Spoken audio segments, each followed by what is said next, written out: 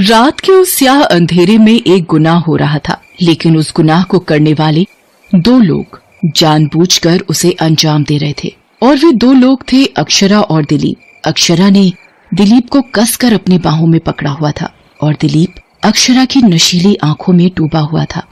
अक्षरा, जी करता है तुम्हारी आंखों में इसी तरह ताउम्र देखता रहूं और डूब जाऊं इनमें हमेशा हमेशा के लिए। दिलीप, मैं भी चाहती हूँ कि तुम मुझे इसी तरह अपनी बाहों में जकड़े रहो और मैं सुध-बुध खोकर तुझ में समा जाऊं। उसके बाद वे दोनों एक दूसरे में समा गए, बिना ये सोचे, बिना ये समझे कि वे दोनों किसी को धोखा दे रहे हैं, किसी के विश्वास का खून कर रहे हैं। और वो जिसे धोखा दे रहे हैं वो कोई और नहीं, अक्षरा की अपनी सगी बहन और दिलीप की पत्नी सुप्रिया थी। दिलीप, दीदी को पता तो नहीं चल जाएगा? अक्षरा, प्यार किया तो डरना क्या? लेकिन शादीशुदा से प्यार करना तो गलत है ना दिलीप?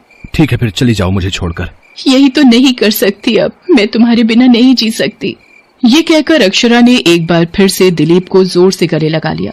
दोनों की सांसें एक दूसरे से टकरा रही थीं और धोखे की बुनियाद पर एक नाजायज प्यार पल रहा था। अपने घर में चल रही इन सब बातों से अनजान सुप्रिया अपने कमरे के बिस्तर पर लेटी हुई थी और अपने पेट पर हाथ रखकर किसी से बातें कर रही थी। तुम जो भी हो, कुछ दिनों बाद मेरी गोद में होगे और मुझे माँ बनने का सौभाग्य मिलेगा तुम्हारे आने के बाद। सुप्रिया गर्भवती थी, उसके प्रसव का समय आ गया था। कुछ महीने पहले की बात है। दिलीप ऑफिस गया हुआ था। सुप्रिया घर में झाड़ू लगा रही थी, तभी उसके सिर में हल्का सा चक्कर आ गया। वो सोफे पर जाकर बैठ गई। मेरा सिर इतना क्यों चकरा रहा है? कुछ देर बाद उसके पेट में हल्का दर्द उठा और उसे उल्टी आने लगी। वो भागी भागी बेसिन के पास गई और उल्टी किया। उल्टी करने के बाद वो फिर से सोफे पर आकर बैठी, लेकिन उसकी तबीयत उसे ठीक नहीं लग रही थी। दिलीप को कॉल करूं क्या? नहीं, वो परेशान हो जाएंगे। सुप्रिया ने दिलीप को कॉल नहीं किया, लेकिन कुछ देर बाद फिर से उसका सिर चकराने लगा और उसे उल्टी आने लगी। वो फिर से भागी भागी उल्टी करने गई। रह रहकर मेरा सिर क्यों घूम रहा है और उल्टियां क्यों हो रही हैं? कहीं मुझे कुछ हो तो नहीं गया? वो ये सोच ही रही थी कि तभी उसके मोबाइल फोन की घंटी बजने लगी। जितनी देर में वो मोबाइल के पास पहुंचती, फोन कट चुका था। वो फोन उठाकर देखने लगी। ये तो दिलीप का कॉल है, मेरे उठाते उठाते कट गया। मैं कॉल बैक करती हूँ। हेलो सुप्रिया, ये तुम्हारी आवाज को क्या हुआ? कुछ भी तो नहीं। सुप्रिया, सच सच बोलो, क्या हुआ है? दिलीप सुप्रिया को बहुत प्यार करता था, इसलिए उसकी आवाज से ही उसे समझ आ गया कि सुप्रिया को कोई दिक्कत है। कुछ नहीं दिलीप, वो पता नहीं सुबह से मेरा सिर बार बार क्यों चकरा रहा है और लगातार उल्टियां भी हो रही हैं। अरे, तुम्हारी तबीयत ठीक नहीं है तो तुमने मुझे कॉल क्यों नहीं किया? मैं करने वाली थी दिलीप, फिर मुझे लगा तुम ऑफिस में किसी काम में बिजी होगे। क्या सुप्रिया, तुम भी ना, तुमसे बड़ा भी कोई काम है? तुम थोड़ी देर वेट करो, मैं ऑफिस से निकल रहा हूँ। दिलीप उसी समय ऑफिस से निकल गया और आधे घंटे में घर पहुंच गया। उसके बाद वो सुप्रिया को लेकर डॉक्टर के पास गया। डॉक्टर ने उसकी जांच पड़ताल की और दिलीप से कहा, मुबारक हो दिलीप, आप पिता बनने वाले हैं। डॉक्टर की बात सुनकर दिलीप खुशी से उछल पड़ा। आखिर शादी के पूरे 8 साल बाद सुप्रिया की गोद जो भरी थी, उसी रात की बात है। सुप्रिया, डॉक्टर ने कहा है कि अब तुम्हें एक्स्ट्रा केयर की जरूरत है, क्योंकि अब तुम्हारे अंदर एक नन्ही सी जान पल रही है। तो करो ना एक्स्ट्रा केयर। मैं तो करूंगा ही सुप्रिया, लेकिन जब मैं ऑफिस में रहूंगा तो फिर तुम्हारी देखभाल कौन करेगा? अरे क्यों टेंशन लेते हो, 8-9 घंटे रख लूंगी मैं अपना ध्यान। और इस बीच कोई इमरजेंसी आ गई तो? तब दिलीप ने सुप्रिया से कहा, सुप्रिया, क्यों ना तुम कुछ महीनों के लिए अपनी छोटी बहन अक्षरा को यहाँ बुला लो। वो रहेगी तो तुम्हारी केयर भी होगी और तुम्हारा मन भी लगा रहेगा। 2 दिन बाद अक्षरा सुप्रिया के पास आ गई। उसे देखकर सुप्रिया बहुत खुश हुई। पिछले कुछ दिनों से उसका चेहरा जो मुरझा सा गया था, वो एकाएक खिल गया। साली साहिबा, ये देखिए, आप आई तो हमारी बेगम का चेहरा कैसे सूरजमुखी के फूल की तरह खिल गया। ऐसा लगता है कि हमारे साथ ये खुश नहीं है।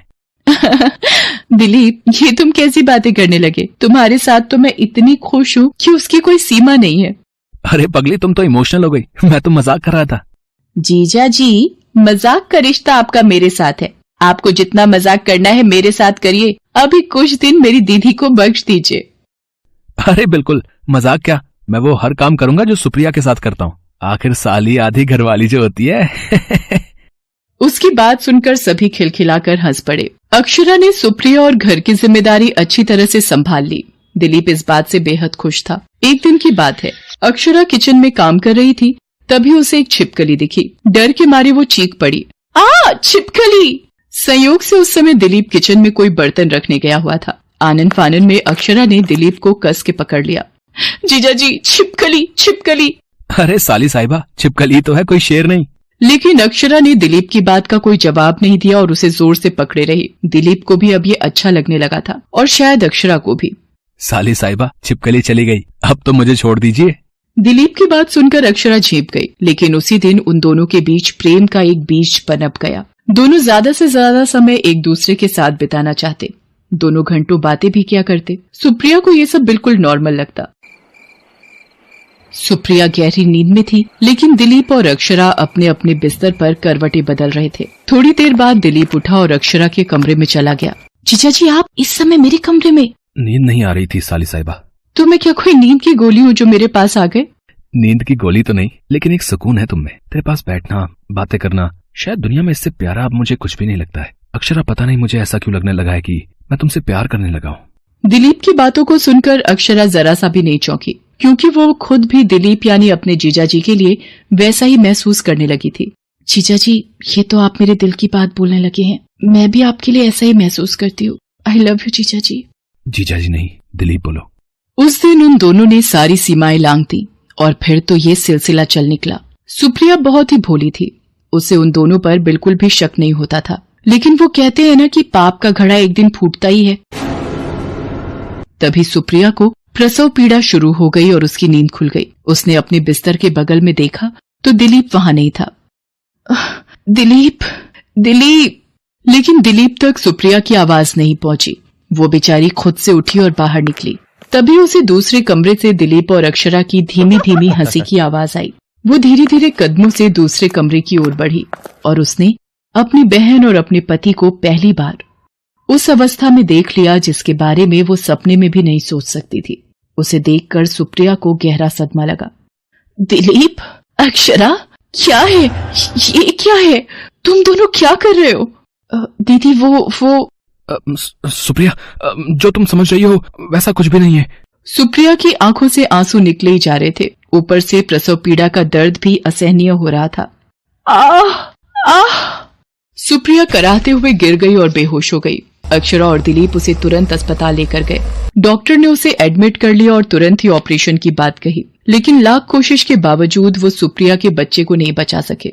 ये आप क्या कह रहे हैं डॉक्टर साहब? अचानक से ऐसा क्या हो गया कि बच्चा नहीं बचा? वही तो हमें समझ नहीं आ रहा है, लेकिन इतना पता है कि सुप्रिया को किसी बात का बहुत गहरा शॉक लगा है, जिसके कारण उसका ब्लड प्रेशर बहुत बढ़ गया और जिसका असर बच्चे पर पड़ा। और हाँ, सुप्रिया अब तक शॉक में है और वो कुछ बोल नहीं रही है। हम उम्मीद करते हैं कि वो ठीक हो जाए, लेकिन उसमें लंबा समय लगेगा। दिलीप अब खुद को अपने बच्चे की मौत का कारण समझने लगा था। अक्षरा को भी बहुत पछतावा हो रहा था। ये सब मेरे कारण हुआ है। मेरी गलतियों की सजा मेरे बच्चे और मेरी बीवी को मिली। मैं गुनाहगार हूँ, गुनाहगार। हमने विश्वास का खून किया है, लेकिन इसकी सजा हमें मिलनी थी। मेरी दीदी और उनके बच्चे को क्यों मिली? क्यों? एक दिन अक्षरा बिना बोले ही अपने घर वापस लौट गई। सुप्रिया अभी भी कुछ नहीं बोलती है। वो बस चुपचाप हर चीज को घूरती रहती है। दिलीप उसकी बहुत सेवा करता है, लेकिन उसे भी नहीं पता कि सुप्रिया कभी ठीक हो पाएगी या नहीं। दिलीप एक बार सुप्रिया के गले लगकर रोना चाहता है, उससे अपने किए की माफी मांगना चाहता है, लेकिन पता नहीं वो वक्त कभी आएगा या नहीं।